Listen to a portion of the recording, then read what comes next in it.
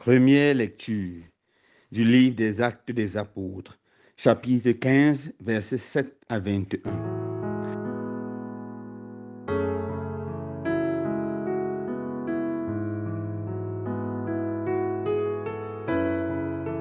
En ces jours-là, comme la conversion des païens provoquait dans l'église de Jérusalem une intense discussion, Pierre se leva et leur dit, Frères, vous savez bien comment Dieu, dans les premiers temps, a manifesté son choix parmi vous.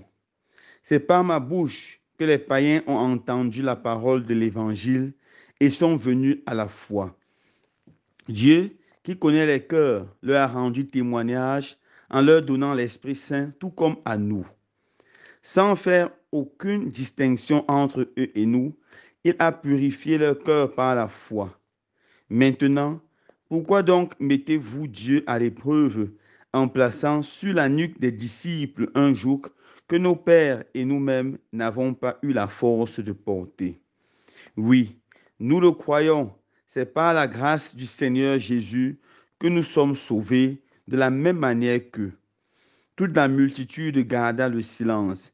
Puis on écouta Barnabé et Paul exposer tous les signes et les prodigues que Dieu avait accomplis grâce à eux parmi les nations. Quand il eut terminé, Jacques prit la parole et dit, Frères, écoutez-moi. Simon-Pierre vous a exposé comment, dès le début, Dieu est intervenu pour prendre parmi les nations un peuple qui soit à son nom. Les paroles des prophètes s'accordent avec cela, puisqu'il est écrit, Après cela, je viendrai pour construire la demeure de David qui s'est écroulée. J'en reconstruirai les parties effondrées, je les redresserai, alors le reste des hommes cherchera le Seigneur.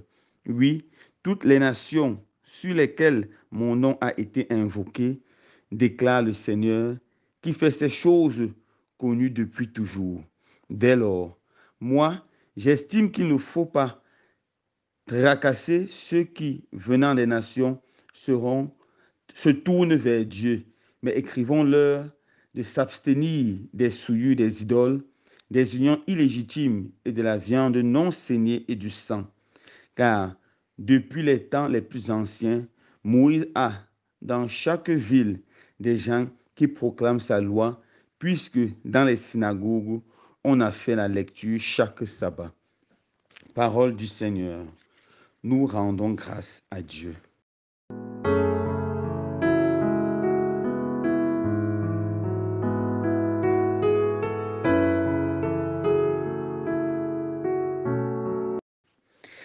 Frères et sœurs bien-aimés, la première lecture de ce jour nous présente une page très belle de l'histoire de la première Église, de la première communauté chrétienne ou de l'Église naissante. Après la mort et la résurrection de notre Seigneur Jésus, les apôtres se sont mis à évangéliser. Les premières personnes qui ont cru en Jésus étaient bien évidemment les Juifs. Ensuite, la bonne nouvelle a commencé à toucher des personnes venant d'ailleurs, ce que nous appelons souvent les païens ou les non-juifs.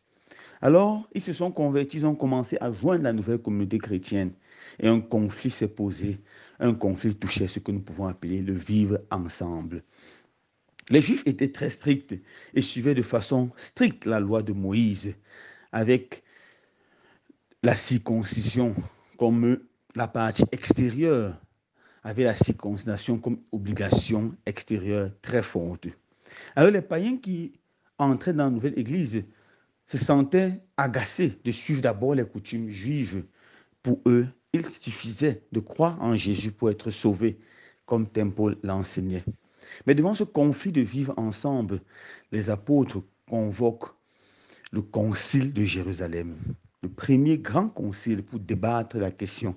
Et c'est pendant ce concile qu'ils trouvent la solution et décide de ne pas imposer des fardeaux trop lourds sur les Juifs, des fardeaux trop lourds sur les païens, mais qu'ils s'abstiennent de l'idolâtrie, qu'ils s'abstiennent des unions illégitimes, c'est-à-dire de la fornication et de l'adultère, et qu'ils s'abstiennent de la viande étouffée, car c'est une abomination pour les Juifs.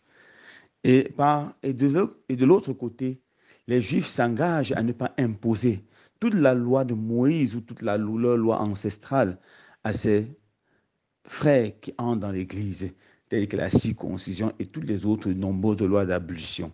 Ils décident de ne pas l'imposer. Voilà comment on retrouve la paix dans la communauté.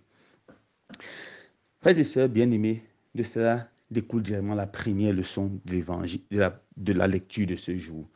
Comment est-ce qu'on résout des conflits dans nos communautés quand ils surviennent?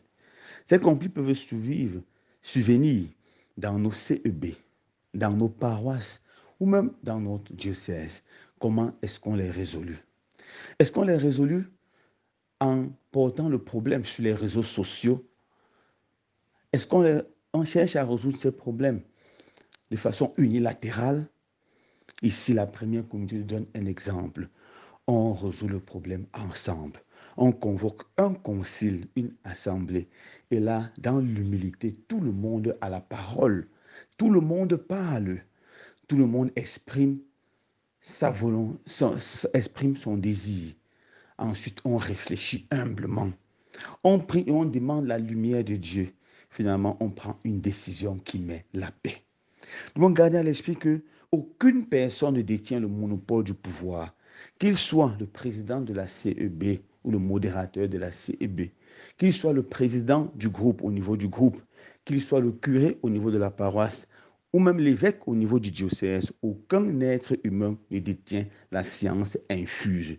Devant un conflit grand, l'Église nous propose de nous asseoir et de réfléchir ensemble, donner la chance à chacun de parler, de s'exprimer, de prier et de rechercher la vérité. C'est ça aussi le chemin de la synodalité. Marcher ensemble, réfléchir ensemble, prier ensemble pour trouver une solution ensemble. Cet esprit de synodalité et de concile a sauvé l'Église à plusieurs reprises. Dans les années 400, lorsque l'arianisme faisait rage, lorsque le groupe de ceux qui luttaient contre la divinité de Jésus faisait de plus en plus d'adeptes dans l'Église, l'Église a convoqué un concile. Et finalement, ce concile est sorti avec cette proclamation de foi forte. Jésus est vrai Dieu, né du vrai Dieu. Lumière, né de la lumière, engendrée et non pas créée, de même nature ou de même substance que le Père.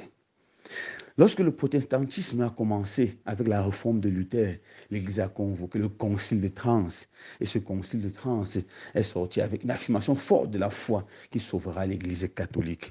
Faisons confiance au concile. Faisons confiance aux réflexions ensemble. Deuxième belle leçon que nous avons tirée de cet évangile, c'est les résolutions de ce concile. On décide de s'attacher non pas à ce qui est secondaire, mais ce qui est essentiel dans la foi, c'est-à-dire les commandements du Seigneur, s'abstenir de l'idolâtrie, s'abstenir des relations ou des unions illégitimes. Dans nos différents groupes et associations, qu'est-ce qui est au cœur? Est-ce qu'on met au cœur les commandements du Seigneur, ce qui conduit au ciel, ou est-ce qu'on met au cœur des petites lois humaines? Certaines associations, des personnes sont chassées car ils n'arrivent pas à voir la tenue du groupe ou la tenue de l'association. Est-ce que cela est essentiel? Gardons à l'esprit que la tenue que nous devons tous porter, c'est le Christ. C'est pour dire, soyez revêtus par le Christ. Certaines personnes sont chassées des associations parce qu'ils n'arrivent pas à cotiser, à donner la petite contribution. Est-ce cela nécessaire? Ou d'autres encore parce qu'ils n'ont pas assisté à la veillée de prière, à la veillée des obsèques de membres du groupe. Nous ne devons pas confondre les associations, les mouvements chrétiens catholiques avec les petites réunions que nous avons dans nos différents quartiers, les tontines que nous avons dans nos différents quartiers. C'est qu'il était essentiel dans tout mouvement catholique, toute association chrétienne, c'est la recherche du salut. Est-ce que nos membres aiment le Seigneur? Est-ce qu'ils méditent les Saintes Écritures? Est-ce qu'ils sont familiers au sacrement? Spécialement la réconciliation, l'Eucharistie. Voilà ce qui est essentiel. Le reste peut être balayé de la main. Demandons au Seigneur de donner la grâce de pouvoir toujours apprendre à résoudre nos conflits comme les apôtres, c'est-à-dire ensemble, en Église, et de pouvoir, dans toutes nos associations, chercher toujours ce qu'il y a d'essentiel, les commandements du Seigneur, et spécialement le commandement de l'amour. Loué soit Jésus-Christ.